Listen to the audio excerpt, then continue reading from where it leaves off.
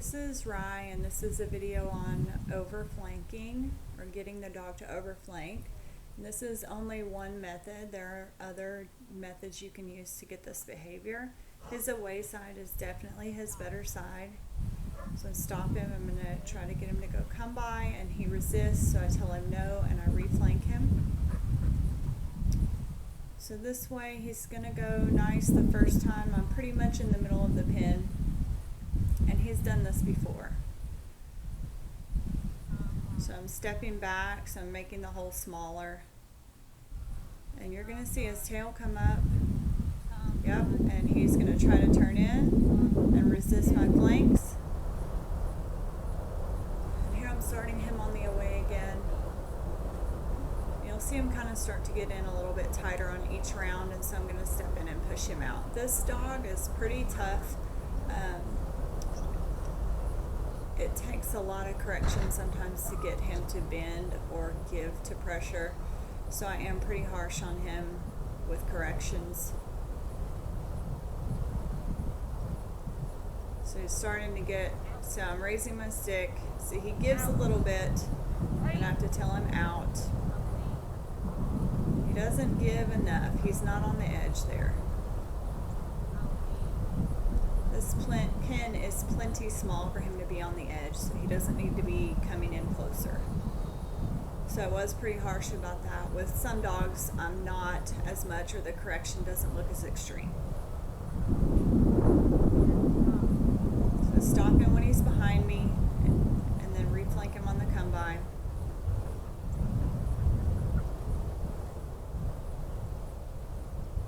So you can see him start to get hesitant right there on what he thinks is the balance point. And I just keep him going.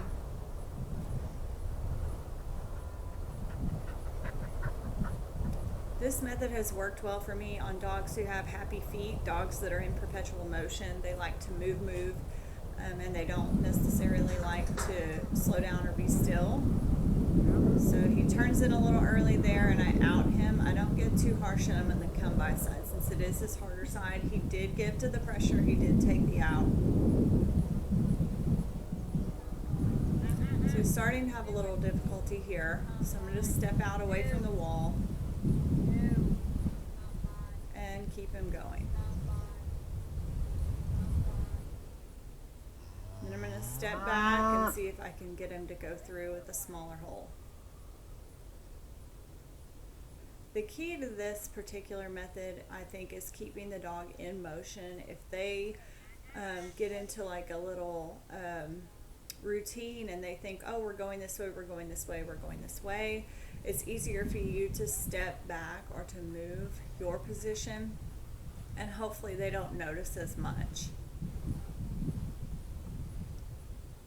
Instead of you having to hope that they come far enough on a flank for you to step across your stock and call them all the way around. It also just loosens them up on that balance point.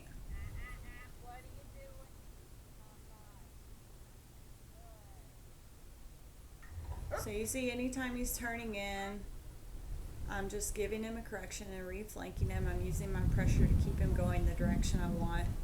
Try to get these nice round circles around the stock. So here I'm actually calling him in front of me, so that's an inside flank. And that was the first time in that session that I had done that. So you see how I turn him in there and I have him walk him up on the stock? I'm not having him balance them to me. I'm just telling him there, giving him a point where he can walk up and start to control them.